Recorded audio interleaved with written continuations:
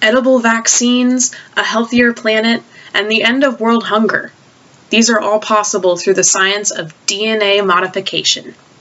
Genetically modified organisms, or GMOs, are any living creature that have genomes that have been purposefully altered by scientists to produce a specific characteristic or trait from another organism that wouldn't occur naturally.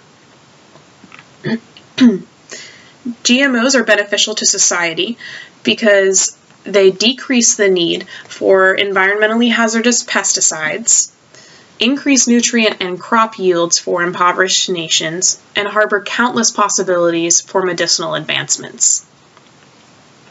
To protect their crops from harmful insects and other parasites, many farmers use pesticides and weed killers. These contain chemicals that are harmful to the surrounding environment and can even be carried away to non-target sites off of the farmland through rain and runoff. However, GMOs can be engineered to produce their own insecticides from naturally occurring defenses by non-GM organisms.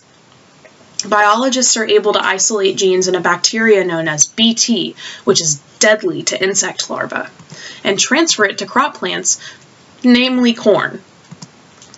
The genetically modified corn produces its own insecticide and has a natural defense against predators. In fact, this naturally occurring pesticide, due to genetically modifying technology, has reduced chemical pesticide use by 37%. Because the genetically modified corn produces offspring that contain the Bt gene, literally countless generations could be planted without the possibility of toxic runoff and therefore a smaller impact on the environment. With the world population increasing exponentially, the need for food also increases exponentially. And many third world countries do not have the technology or land essential to farming nutrient-rich and sustainable foods. Often when they do possess the right equipment and conditions, these third world countries don't produce a large enough yield to feed all of their citizens. Scientists who studied the global effect of genetically modified foods found that with using genetically modified seeds, crop yields increased by 22% and increased farmer profits by 68%. It was found that yield and profit gains were actually higher in developing countries than in the developed countries, though both net yield and economic impact trended positive for both developed and undeveloped countries.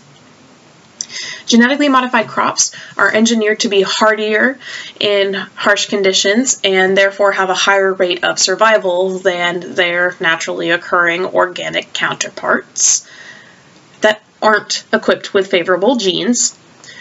So these lead to a larger crop yield, as well as fewer resources to grow the same amount of food because less is lost before the harvest. So there's less waste with genetically modified foods. Along with the probability of having less than enough food, a growing population will also require advanced medicine and healthcare, especially in undeveloped countries.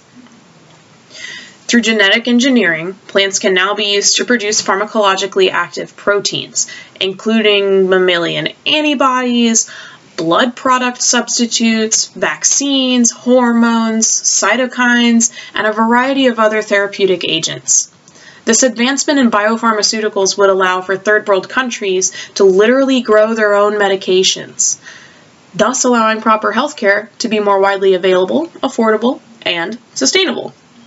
Because most of the countries that need these benefits do not have the means to produce their own genetically modified crops, seeds and plants must be imported from more technologically advanced countries, such as this one. Genetically modified organisms are vastly beneficial to the health and well-being of our planet and its peoples. From providing sustainable food and medical resources to undeveloped countries, to decreasing the use of harmful pesticides in agriculture, genetically modified foods are a miraculous and nothing short of exactly what this world needs.